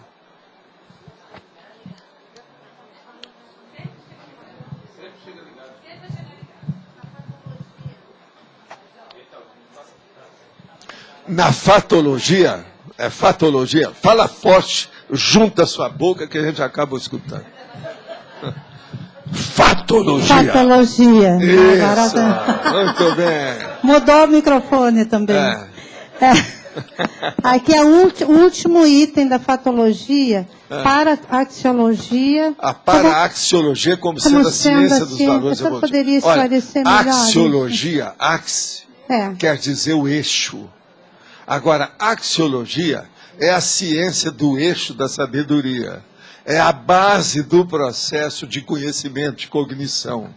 Então, é o máximo de conhecimento que você pode ter. Isso deriva da axiologia. Agora, eu estou falando da para-axiologia. Então, praticamente, é a ciência dos valores evolutivos. No caso, é a ciência do juízo de valor. Eu estou definindo como sendo isso. Então, a axiologia, depois você vê que isso aí vem desde a Grécia Antiga. Tem uma porção de definição para o assunto. Se vocês quiserem, é só olhar depois no dicionário com calma. É o para, é que eu fiquei na... Agora, o para é o extrafísico. Então, é a axiologia da parapsicoteca. Você está entendendo? É a cosmisiologia da paracosmovisiologia do Roberto. Paracosmovisiologia. Então, é mais abrangente. Por exemplo, juízo de valor. Vocês notaram que eu não coloquei alto juízo de valor no título, nem hétero juízo de valor, nem para juízo de valor. Eu coloquei juízo de valor. Por quê? Esse juízo de valor primário, elementar, rudimentar, engatinhante, já é difícil de ser entendido e vivido. Você vai falar mais dos outros ou expor isso aí, seria pior. Mas eu falo aí na para-axiologia para mostrar que tem uma ciência baseada nisso. Porque a axiologia é a ciência dos valores também da conscienciologia, né? De tudo. Presta atenção, valores evolutivos. O que eu falei? Um dos sinônimos da conscienciologia é evoluciologia. Não tem lógica? Está tudo engrenado. Está em lógica. Tá certo? Então, se você fizer isso que nós estamos fazendo, é a contrastabilidade científica. Você entendeu? É a vida. Agora, até um certo ponto, dentro da filosofia, isso aí é básico, é fundamental. A axiologia. Paulo, eu olhei na internet aqui, são 41 monarquias no mundo e 13 na Europa. Agora, quantos são lá? São 25, 26? Quantos são? 27? Na Europa? Então a metade Não, na União Europeia. Os países, né? A União Europeia. Metade. Quase pois metade. Então você veja, a metade ainda é da monarquia. Eles têm que dar um jeito de equilibrar isso aí, tem que acabar com tudo isso. Foi o que a Alemanha tentou fazer a hora que deu aqueles recursos a fundo perdido para Portugal e a Espanha, para equilibrar o processo. Agora, eles, a meu ver, eles foram um pouco afobados na hora que admitiram outros países. Eles deviam ter esperado mais tempo. Entende? Que às vezes é preferível melhorar primeiro a casa para depois chamar novos hóspedes. Gradativamente. Eu acho que ali houve alguma euforia extemporânea, deslocada no assunto. Se eu tivesse me perguntado, eu teria dado conta. Não me perguntaram. Eu não tenho culpa de nada. Não posso falar, né? Tá certo? Eu não te disse. Então, é juízo de valor. Mas olha, não tem lógica isso que eu estou falando para vocês? Gente, a União Europeia, cedo ou tarde, tem que se nivelar. E por cima, não pode ser por baixo. Então, esses países, o que é que vai acontecer lá? Tem uma coisa que eu vivo falando aqui que vai acontecer cada vez mais na União Europeia. A gata parir. É o jogo da gata parir. É a pressão. Alguma coisa vai acontecer. Eu, por exemplo, no início falei assim, tem país que às vezes vai reclamar, vai cair fora, vão arranjar alguma coisa que todo mundo admitiu e ele não. Os que não estão satisfeitos se retiram. Mas os incomodados que se destacam, que saem embora, fica em pé e cai fora, não é isso? A porta da rua está ali, a porta, serviço, como é que é? Serventia da União Europeia. Então, veja, eu acho que isso tudo vai ocorrer. O nivelamento por cima. E a gente tem que pensar nisso. O Mercosul está engatinhando, né? Vamos ver o que dá. O Lula foi lá para encontrar com a namorada dele, né? Que é a Kirchner. Eles gostam muito um do outro, aquela coisa toda. Chegou o nosso amigo Chaves e entornou tudo. Já tem até artigo no jornal que está falando assim, aquele negócio do jantar.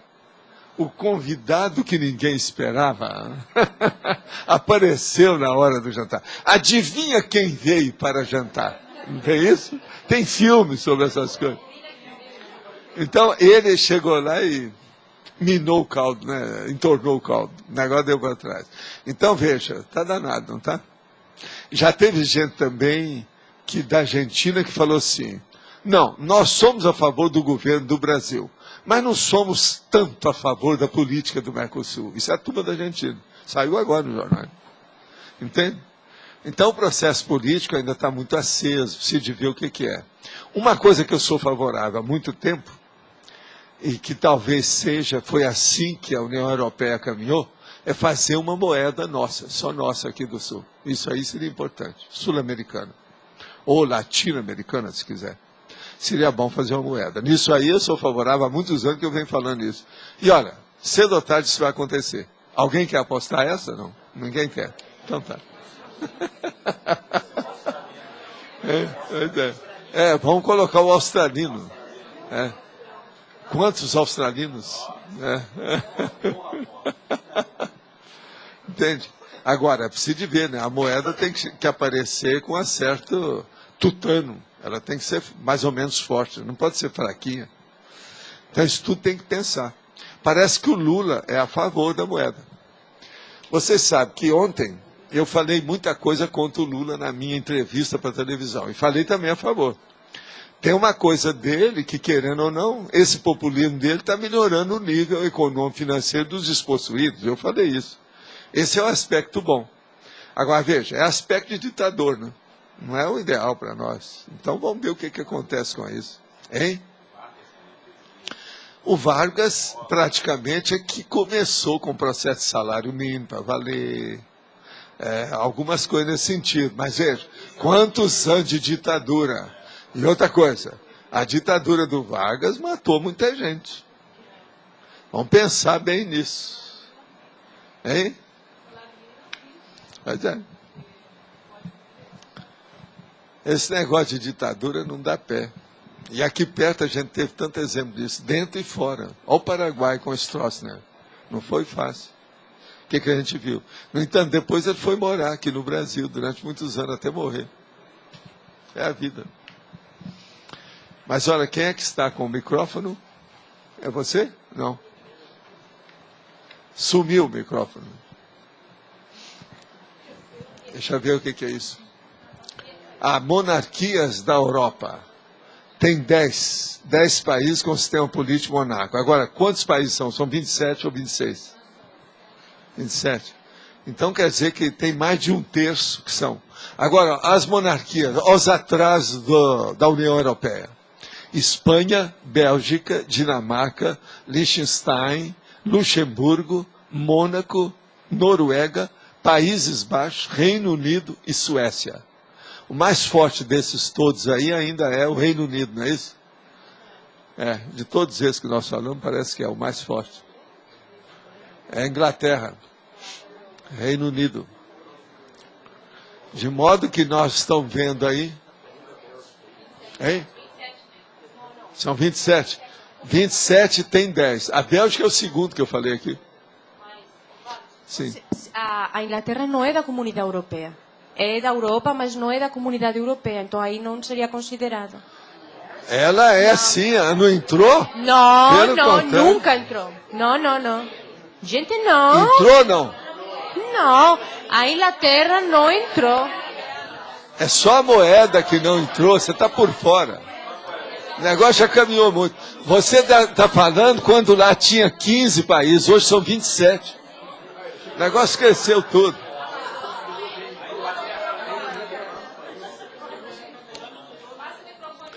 Afinal de contas, você é da União Europeia ou não é? Você é representante de Maastricht? De Maastricht, mas o Reino Unido é um dos primeiros que entrou na União Europeia. Então não tá tem, vendo?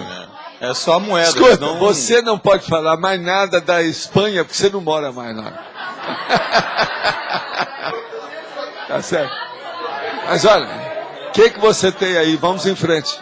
Professor, na fatuística, na terceira linha de baixo para cima, o senhor pode exemplificar como a gente identifica a força dos valores?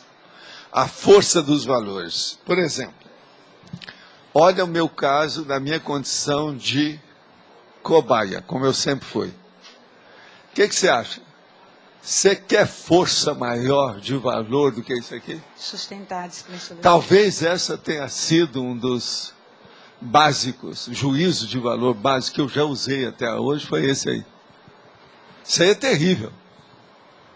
Aí, se a gente coloca aqui em hierarquia dos valores, logo em seguida, a gente poderia dizer que a discriminaciologia seria o primeiro valor para poder fazer assistência no nível que vem sendo feita? Não. Não. Você não pode determinar uma coisa por aí, né? Isso aí depende da intencionalidade da pessoa. Interassistencialidade, antes de mais nada, é um processo de intenção. Tá certo? A assistencialidade, a interassistencialidade. Agora, essa intenção é que vai ver que juízo de valor que a pessoa tem para ver a qualidade da assistência que ela presta. Agora, uma coisa muito séria de juízo de valor é a hora que nós falamos. Use a TACOM o mínimo possível, deixa predominar a TARDES, a tarefa de esclarecimento, que você vai fazer mais assistência. Isso é juízo de valor dos mais sérios nossos que nós temos aqui dentro. Desse corpus, você está entendendo, da conscienciologia. Corpus, no caso, é a estrutura ideológica, ou a estrutura das ideias, ou dos princípios, ou dos construtos disso que nós estamos chamando de neociência, e que alguns acham que é anticiência ou qualquer coisa nesse sentido. Não interessa. Mas é o que tem aí, é o que nós estamos apresentando. Então, veja, isso aí é seríssimo. Esclarecimento antes de mais nada. Acabou. Se esclarece.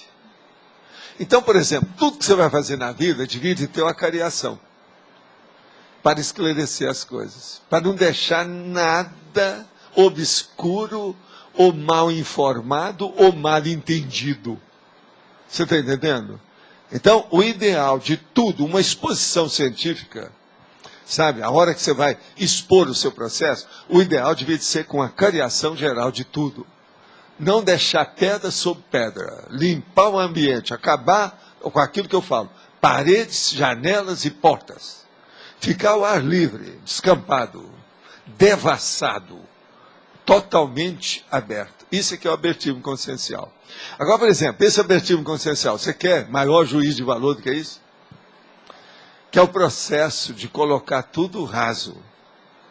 Agora, para isso, tem que fazer aquilo que é a razia. Liquidar com tudo que esteja errado, que é a chamada até a cosmoética destrutiva. A cosmoética destrutiva, colocar tudo num plano iso, na isonomia da planificação de tudo. E isso é o juízo de valor. Então, você vai começar a pensar sobre o juízo de valor. Então, por exemplo, vocês querem fazer um bom juízo de valor, faça o juízo de valor sobre esse verbete. E aquilo que você achar que precisava de ser acrescentado, dê lá para a Rosa. Isso é uma boa. Esse processo desse verbete, como eu falei, ele tem 3 páginas só. Mas ele tem 40 elogios e ele tem 8 máximos. Agora, ó, vê se vocês acabam com algum desses conceitos que tem aqui. Que é isso que a gente quer. Nós queremos é crítica para desancar com qualquer coisa que vocês acham que seja incoerência. Os nossos processos de ideia têm que ter incoerência. E eu vivo chateando todo mundo falando nisso aí há quanto tempo? Há anos. Agora, fique além do processo do conforto, ou da conformática. Veja o processo do conteúdo que tem aí. Nós temos que entender pela forma e pelo conteúdo. Entende? O fundo, a profundidade da ideia que às vezes tem nos assuntos. Senão não adianta nada. Agora, então, por aí, você vai ver que tem a força dos valores funcionando. Você está entendendo? Agora, começa por isso. Só pensa nesse, ó. Só um. Pega só esse. Isso é juízo de valor. Agora, por exemplo, uma pessoa que é demagógica. A demagogia já começou a pecar por tudo, o juízo de valor já era. Uma pessoa, por exemplo, que é autoritária. O excesso da prepotência já era. Uma pessoa, por exemplo, que usa falácia. Não adianta mais nada. Então, veja, o juízo de valor tem que começar a excluir tudo isso daquilo que a pessoa estuda, daquilo que ela se interessa, dos contatos que ela tem. Por exemplo, uma boa parte daquilo que eu chamo de companhias ociosas, você está entendendo? É devido ao processo de juízo de valor falho. Então nós temos que entender isso. O nosso círculo de relações que nós prezamos mais como amizade, levantamos isso como uma coisa forte, a gente coloca juízo de valor nisso, ou nós seguimos lá um monge que só segue os instintos dele para arranjar um amigo. Ele arranjou um amigo e o amigo dele era um assassino. E ele quase chorava, querendo encontrar com um amigo. Eu não sei se vocês chegaram a ver, tem um episódio dele. O Monk dá uma série de lições. É pena que os americanos não entendam do processo de consciência. Que eles podiam tirar partido e mostrar a moral da história, no fim. Explicar uma opção de coisa. Eles olham tudo pelo lado canhestro. Canhestro é o pior. Eles não veem a coisa elevada. Agora, eles às vezes estão entrando nos assuntos muito sérios. Teve um episódio dele que está falando nos morféticos. E eles estão usando a palavra. Depois vem no fim, vem um psicólogo lá e fala assim, isso é a doença de Hansen. Eles nem usam a palavra hanseníase. Só usa Hansen. Agora, mostra o cara todo empipocado com a lepra e o negócio todo. E vocês já viram, o cara leproso, e ele deu a mão para o leproso. Você já viu o drama? Foi o maior drama que eu vi dele até agora. Ele não sabia o que fazer. A hora que ele viu que o cara era leproso, que encontrou com ele num restaurante, num bar lá, no escuro. Agora veja, aquilo tudo era conversa também, porque o cara lá estava fantasiado de leproso, né? Só mais tarde que eles vão explicar a situação. Mas agora veja, eles falaram um assunto desse, usando essas palavras todas, estão avançando bem nas coisas dentro do processo. Explicar que eles explicam lá que a morfeia, entende, o Hansen, a hanseníase, não pega, não contagia, que o negócio é assim, assim, assim. Não é bem assim, né? Se uma pessoa tiver com a outra e tiver relação sexual durante muitos anos, ela pega assim. Agora, no normal, não. Só de você dar a mão para a pessoa, não tem disso. Não, eles falam sobre os antibióticos, a coisa toda, que tudo melhora, a pessoa melhora. Agora, o que é interessante, eles tocaram no assunto para acabar com o tabu. Esse aí, por exemplo, é didático, esse episódio dele. Entende? Professor, eu estou fazendo o juízo de valor de uma série da televisão. Eu peguei o Monk como Cristo, J. Cristo. E estou falando o que eu posso. Assim, só para aproveitar a oportunidade. Na minha condição, na minha profissão, lá com os alunos da educação física, é um valor para mim assisti-los dentro do processo do esporte, da melhor maneira possível, ocupando aquilo que ele tem de melhor. Né? E, óbvio, tendo praticado muito tempo, também saber meter o pau naquilo que não serve e que não presta. Então, assim, só que às vezes, na profissão, a gente é obrigada a colocar alguns tipos de informações para que eles possam entender a realidade daquela prática, né, daquela atividade física. Então, assim, eu sei que dentro dos meus valores, um dos princípios é esclarecer da melhor maneira possível. Mas aí eu não sei me autocriticar para saber até onde eu posso chegar com a TARES nesse momento, utilizando a minha profissão para poder fazer o trabalho. Aí tem que ver o contexto da sua empresa, onde é que você trabalha. Você não é sozinha. Então, muda. Uma escola que é da pessoa é uma coisa, uma escola que tem que seguir o Ministério da Educação é outra. Quem manda é lá em cima, não é você. Você é pau mandado, entendeu? Então isso aí tem que dar um desconto. Né? Então, assim, eu não estaria me equivocando nos meus valores, nos meus princípios, que realmente assistência, Escuta, já desde os 15 anos a gente vem trabalhando com isso. Se você faz tudo aquilo que você acha que é o melhor, dentro daquele nível de consciencialidade sua, daquele momento evolutivo, você não está errando, você está fazendo o máximo que você pode. E a gente na vida é o seguinte, a gente não faz o ideal, a gente faz aquilo que a gente consegue. A vida é assim. Então tem muitos atenuantes nisso aí, entende? Agora outra pergunta, poderia comentar na efeitologia na página 84, tanto os efeitos das heterocríticas, quanto os efeitos das autocríticas. Vamos ver aqui, efeitologia. Os efeitos das heterocríticas, que é o que eu escrevi. E a pessoa está perguntando sobre os efeitos das heterocríticas e os efeitos das autocríticas. O caso todo é o seguinte, uma pessoa, para ter uma boa heterocrítica, ela tem que ter uma autocrítica superior à heterocrítica. Se ela se julga com crítica mais severa e, vamos dizer, mais exata, mais próxima da realidade, ela vai ter mais capacidade de julgar fora, na exterioridade da consciência dela, as coisas que ela aprecia. Então, o problema de juízo de valor depende muito do processo da heterocrítica, depende muito da autocrítica da pessoa. Agora, ó, a mesma coisa ocorre na questão do assédio. Todo heteroassédio que a pessoa permite que uma outra consciência a domine, existe devido a um autoassédio que a pessoa deixou. Uma subjugação, uma submissão, é o processo da genuflexão perante outra consciência, que a pessoa se ajoelhou dentro do processo. Isso aí mostra que é autoassédio dela.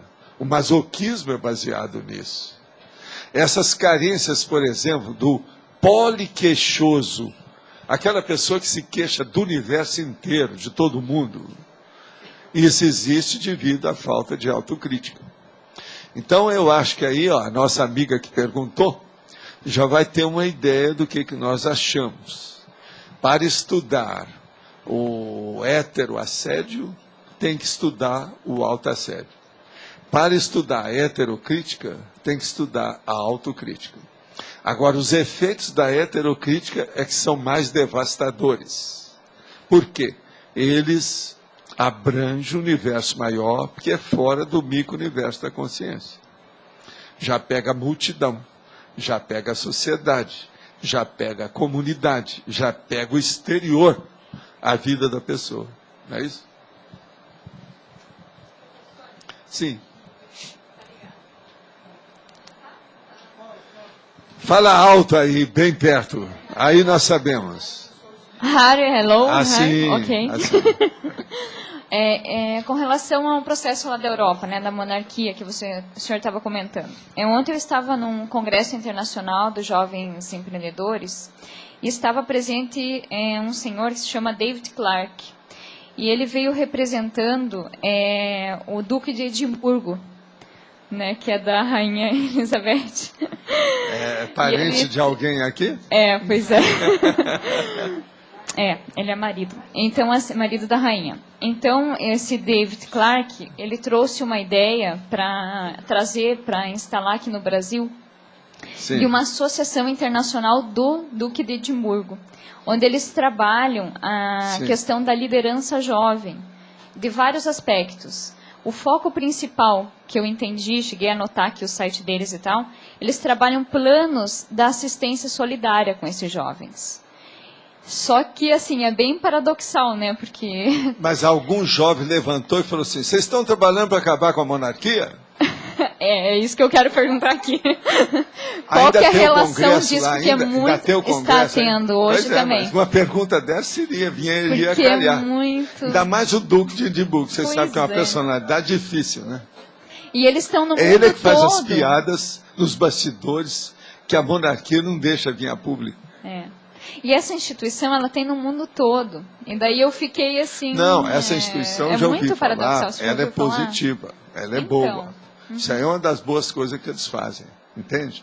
Agora, é preciso de ver o seguinte, é lembrar do seu amigo lá, que estuda o processo da educação sem inculcação. Escola sem partido, que é o nome. Você sabe que o Miguel Nagibe está aparecendo em todas, né? Um monte de revista agora, ultimamente, não, em vários lugares, em outro lugar também. Então o problema era esse. Até que ponto que está havendo inculcação, demagogia e o processo da imposição mesmo. Da imposição porque ele trouxe assim que a filosofia utilizada, a metodologia, ela é bem participativa e através da meritocracia. Então Mas bom, isso tá é bom, positivo. Né? Eu achei tudo interessante. Positivo. Até aí, agora morreu muito, Neves. Eu estou de acordo. Entende? Está tudo certo. Que eu, por enquanto, não vi nada nesse sentido, Não. né? Dentro da sociedade. Agora, uma coisa boa é essa. Os jovens lá vão deixar a monarquia, aquele príncipe que não sei o que é, está Pois ele é um dos dirigentes dessa Iraque, instituição. Não sei aonde, Afeganistão. Ele e vai é deixar a porque monarquia. ele é dirigente, junto com esse David Clarke, dessa instituição. Pois é. O príncipe, né? Não sei o que ele está fazendo lá, enfim. Agora, de qualquer Não, maneira... Já é alguma coisa, olha aqui, a monarquia Mas já é alguma coisa. já dá atenção para os jovens aqui no sul do Brasil, já é alguma coisa. Eles desceram do trono para vir para a plebe aqui de Foz do Iguaçu, isso é o máximo. É isso que eu achei interessante. Já né, é alguma coisa. Aí. Agora, eles estão precisando de apelar mesmo e fazer muita assistência para cobrir todos os erros que já cometeram até agora. Está tudo certo. Isso é interessante. Muito bom. Vamos ajudar, hein? Vamos ajudar. Vale a pena. Estou de pleno acordo. Aos primeiros contatos com pessoas que estou conhecendo, sempre sinto o impacto na minha pele e nos meus braços. Concluí recentemente que tem um canal em mim que capta coisas mais avançadas. Mas que essa informação não está chegando à minha cabeça. Fica na minha percepção das sensações do meu corpo. Isso tem nome? Sim. Isso é a háptica. Háptica. H-A-P-T-I-C-A. Háptica. Que a háptica, ela às vezes funciona dentro do processo dos efeitos físicos devido ao sentido do tato. É a tactibilidade, que é a háptica. Eu já escrevi, já fiz artigo, isso há muitos anos que a gente já escreveu sobre esse assunto. É a háptica e a tactibilidade. Isso dá, então, um processo de efeito físico, a pessoa percebe as coisas. Agora, uma das coisas mais sérias que tem, que eu quero falar para essa nossa amiga que está perguntando, é aí o processo do parapsiquismo impressivo. É você, através disso, você sintonizar a sua condição naquele momento e saber das consciências que estão presentes no seu holo pensante, naquela atmosfera. Isso aí, às vezes, é importante. Agora, a háptica, que é o processo do tato, que é o problema da pele, o que é que eu falo para vocês? Que a pele, tudo que tem lá dentro, vem a furo, vem a flora, devido ao processo de energia. A pele, então, é sensível a expressar os processos das manifestações parapsíquicas. E em matéria de efeito físico, isso aí pesa na balança. Agora, pega e vai estudar nos livros técnicos o que é a háptica, que às vezes vai ajudar você a entender o processo dos fenômenos físicos. Quem é que está Aí? Tem algum mais? Como é que é? Alguma coisa? Nada? Eu quero aproveitar a nossa Adriana Chalita, não está aí hoje não, né? Ah, não veio não. Você entrega para ela, às vezes você encontra com ela, não é isso? Você fala com ela que isso aqui, ó, nós já conhecíamos que tem lá na minha relação. Então eu estou devolvendo para ela, muito obrigado e tal. Viu? Agora eu quero dizer para vocês que no domingo que vem é o paradoxo da unidade. Você quer falar mais alguma coisa aí? Pessoal, boa tarde. Eu queria divulgar aqui para vocês que nós agora estamos fazendo material do tertuliário, né, material promocional.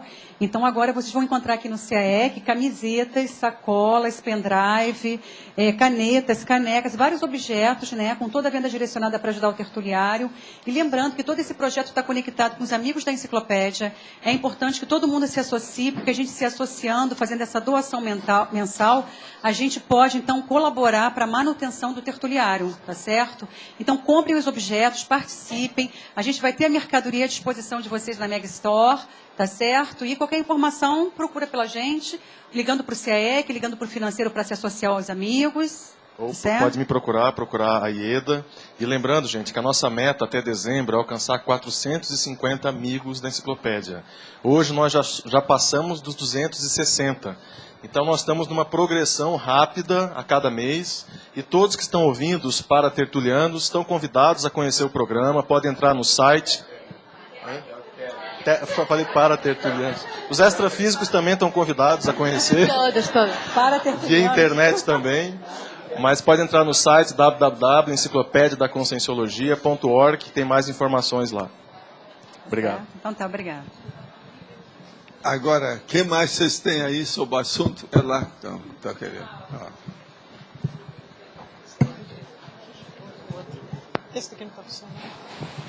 Professor, aqui na frase enfática, o senhor coloca assim, os juízos de valor pessoais determinam as escolhas, as preferências, os favoritismos. Como que a gente pode traçar um paralelo com a vontade da pessoa? A vontade entra antes disso. Ela aparece antes. Agora, ó, um monte de juízo de valor as pessoas não falam. Você vai ver o juízo de valor que ela tem através da ação que ela comete, que ela desenvolve. Entende?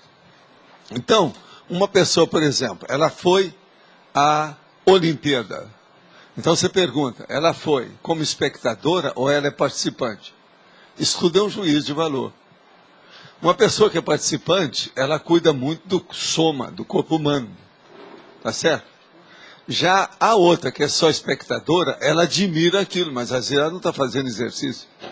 Entende? Uma coisa engraçada, muito interessante na Olimpíada, é você ver os obesos na plateia.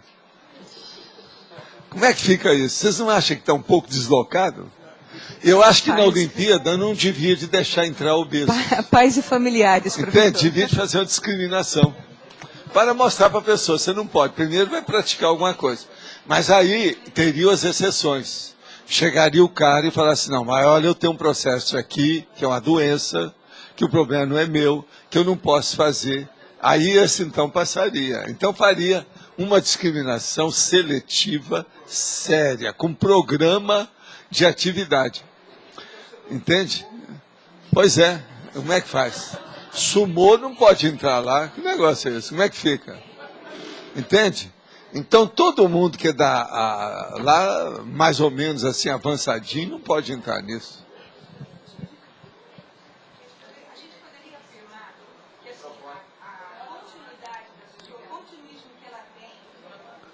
Aumenta aí. Fala bem próximo. Ó.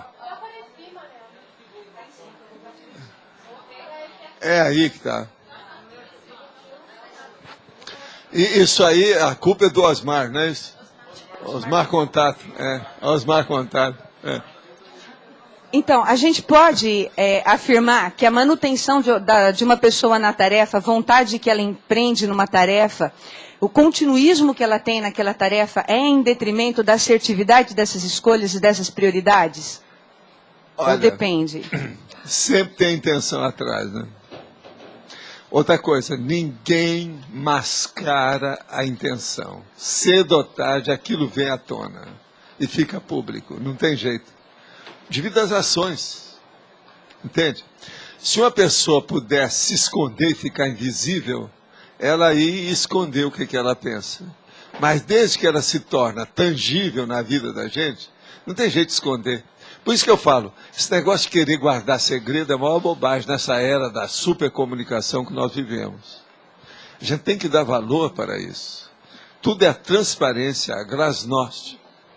É um processo explícito, claro, evidente. Então a gente tem que enfrentar essa realidade, não tem por onde fugir disso. Entende? Sim. Então, o continuismo, a manutenção da tarefa, ela estaria mais respaldada e resguardada pela intencionalidade saudável. Do que propriamente agora, pela exemplo, vontade você, dela. nas aulas que você deu durante esse período da Olimpíada, você não fez nenhuma crítica à Olimpíada? O tempo todo. Ah, fez? O tempo todo. Aí é que eu fiz. E então você está mostrando o juízo de valor a respeito daquilo que é mais importante, que é o mais relevante na história. Porque esse negócio de só exaltar a Olimpíada não leva a nada. A Olimpíada é boa no único assunto que faz a pessoa pensar no corpo humano e cuidar do corpo humano. Mas na hora que as pessoas começam a querer fazer competição umas com as outras, para mostrar quem é mais bonito, quem é mais forte, quem é mais rápido, como é que eles usaram a Azteca da... Não é isso. É para cima, para baixo, que não sei como é que é, ou alto. Eles usaram as expressões na China, dessa vez, em latim. Entende? Para cima, etc. Tal. Agora, veja, isso é da antiguidade. Agora, o mens sano in corpore sano, mas sem excesso. Outra coisa, não chegaram a mostrar nada dos caras de todas essas Olimpíadas, por exemplo, do século XX. Quem é que conseguiu viver até 80, 90 anos? Teve alguém? Isso aí que precisava de chamar a atenção. Eu mesmo chamei a atenção de gente que veio aqui defender muito a Olimpíada dessa vez. Eu falei, olha, calma, você já viu? Me mostra aí a relação dos caras. A maioria morre logo. A tendência é queimar a vela pelas duas pontas, é um fato. A relação, por exemplo, entre a Olimpíada e a Avenida da Saudade. Precisa descrever sobre isso. Você está entendendo? Pois é. Todo corredor passa e segue pela Avenida da Saudade. É isso? Precisa dispor essas coisas e mostrar essa realidade como é que é. Entende? Há muito excesso, né, em tudo isso. Agora, nós devemos estar combatendo os excessos das coisas até um certo ponto, expor. Esse é que é o caminho do juízo de valor da nossa vida. Tarefa do esclarecimento é isso. Se eu chegar aqui, ver uma opção de coisa e não falar nada, eu não estou fazendo nem tacon nem tares. Entende? Eu estou apenas bancando a vaca. Ou seja, ruminando. E não saio disso. Isso não leva a nada. Isso aí é crescer igual rabo de égua. Não dá certo, vai para baixo. Então vamos ponderar as coisas e ver o que é o mais importante em cada coisa que acontece. Né? Agora, tudo na vida humana merece ser apreciado, investigado, pesquisado, estudado. E a conscienciologia estuda tudo, porque é o estudo do cosmos, de tudo que nos envolve, é a consciência, é o mais sério. Todo assunto é importante para nós, até em tese, até a gente ver aonde ele fica. Entende? A expressão dele, a profundidade, o alcance, a repercussão. O que é que deriva dele? Então, essa derivação dos fatos é que nos leva a considerar esses temas, às vezes, difíceis. Professor, no final da definição, quando aparece sob análise minuciosa, sem compromisso com o ideal da neutralidade cosmoética, se houvesse, eu sei que já foi feita a pergunta, é outra abordagem, se houvesse esse compromisso com o ideal da neutralidade cosmoética, e numa definição próxima ao que foi apresentado, qual seria uma expressão possível que a gente poderia encaminhar? Por exemplo, um juízo de valoração cosmoético, havendo esse compromisso, Eu quero alguma... Para mim, seria o juízo de valor teático. Teático. Então, porque teria o juízo de valor que a pessoa está dando teoricamente, mas já com aplicação prática imediata. Esse é que é o mais sério de todos. Então, a expressão... Quer dizer, uma coisa que produza. Porque uma coisa é se você tem um juízo de valor. Outra coisa é você ter um juízo de valor que vai desencadear a produção de alguma coisa para melhorar a qualidade de vida da humanidade. Fundamentado, por exemplo, na neutralidade cosmoética. No máximo de cosmoética, de racionalidade, de lógica. E outra coisa, na fatuística, na fatologia. Quer dizer, uma coisa factual. Entende? Muito sério. Então, por exemplo, não adianta a gente ficar só no direito do ponto de vista da teoria. Eu quero ver a aplicação factual, a fatualística do assunto. Então, o senhor colocaria a adjetivação teática, juízo Talvez de valor a teático. teática. Não, estou dando um exemplo. Não, como, tem outras coisas.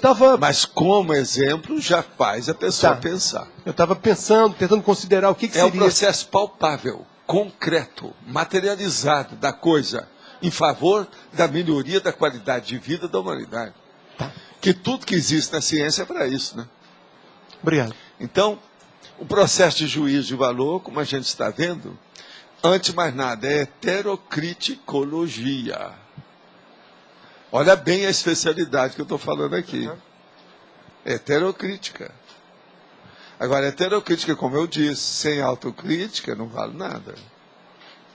Agora, veja, uma boa parte das pessoas aí que andam aí na rua, elas são acríticas. Uma boa parte são até ágrafas. Então, pensa bem como é que nós estamos. Agora, tem uma boa parte de princípios conscienciais que nem conseguem falar. O cachorro late, o gato mia. Tem pessoa que ainda mia, tem outras que ainda latem. Mas agora, o que se passa? Existe tudo isso, são princípios conscienciais. Então, nós vivemos dentro de um bric-a-brac, um grande macro, um supermercado macro cósmico, com todos esses princípios conscienciais. Se uma pessoa não tem juízo de valor, ela está sem eira nem beira, ela está num beco sem saída, ela não sabe para onde vai. É um dos componentes desse bric-a-brac. É o bric-a-brac. Então, é a parafernália das quinquilharias da consciência. Entende? Agora, gente, hoje nós temos aqui, na nossa eleição, 16 verbetes para serem selecionados. Está aqui na mão de vocês. Pessoal, antes da eleição dos verbetes, vou falar aqui as pessoas que vão dar recado. É a Rose da Unescon, o Eduardo Martins dos Amigos da Enciclopedia, não sei se vai falar dos amigos, do Heterocrítica, o Loche e a Pilar da IAC. Verbetes novos.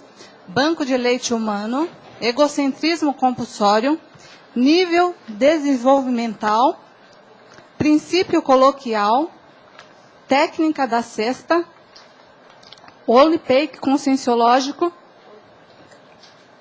verbetes antigos, antimodelo, banco da salvação, banco de esperma, complemento da descrenciologia, desintermediação, interesse transempresarial, legislogia, mini-morex, presumibilidade e refinamento formal. Pessoal, esse final de semana nós temos mais um módulo de formação de autores e nós gostaríamos de convidar amanhã à noite, é um vídeo debate, é aberto a qualquer pessoa que queira participar. A gente vai ter a participação especial da equipe da Editares, falando sobre produção editorial. Estão todos convidados amanhã às 19 horas, aqui no auditório da Holoteca. Pessoal, meu recado é sobre o curso Heterocrítica Especial 2. Nós estamos confirmando a vinda do professor Osmar Ramos Filho. Tá? A gente queria, na verdade, compartilhar essa alegria com vocês, porque Foi muito difícil o professor Osmar chegar aqui em Foz do Iguaçu e chegar aqui com a gente. A gente está preparando uma recepção para ele em alto nível. Ele vai participar de um talk show, tá, no sábado à tarde com a gente, no Heterocrítica. Vocês podem vir quente, que ele vai estar fervendo. Ele acabou um dicionário agora, com 900 páginas, até vai vir, quer mostrar para o professor Valdo. Vai mandar para nós, a gente vai imprimir, sobre tudo que ele estudou em 20 anos do Cristo Espera por Ti. Então a gente queria reforçar isso com vocês, para que vocês não percam esta oportunidade. Tá bom? Vai ser no curso Heterocrítica, dia 19 de setembro, começa na sexta-feira, sexta, sábado e domingo. Obrigado. Bom, pessoal, gostaríamos só de relembrar aí da palestra que vai ocorrer depois de amanhã, lá no Cataratas JL, sobre qual o propósito de vida, que é o contexto da ProEx, numa linguagem bem acessível para o público novo. A proposta é que toda a CCCI leve pessoas que conhecem aqui da cidade, que ainda não tiveram oportunidade de ter um contato mais direto com a Conscienciologia, porque o objetivo é levar a Conscienciologia para o público novo, principalmente aqui da cidade. Então, importante o envolvimento, o engajamento de todos vocês aí dentro dessa empreitada. E isso possivelmente vai abrir portas para as novas palestras envolvendo todas as ICs. Então é importante a presença, o energossoma do pessoal lá, tá ok? Sábado, então, depois de amanhã, às 6h30, no Cataratas JL. A todas as consciências presentes, aos teletertulianos, vou renovar o convite para o evento do dia 7 de setembro, à noite, aqui na Holoteca do CAEC, onde vai haver a comemoração dos 10 anos da publicação do Journal, o Journal of Conscienciology, um periódico científico que a Conscienciologia já merece, e nós todos, então, esperamos nos encontrar para essa celebração, para essa comemoração. Como? Como? Sim, eu vou falar que eu vou falar que é num domingo à noite, das 17 às 19 horas, a celebração e com coffee break. É bom lembrar o Loche.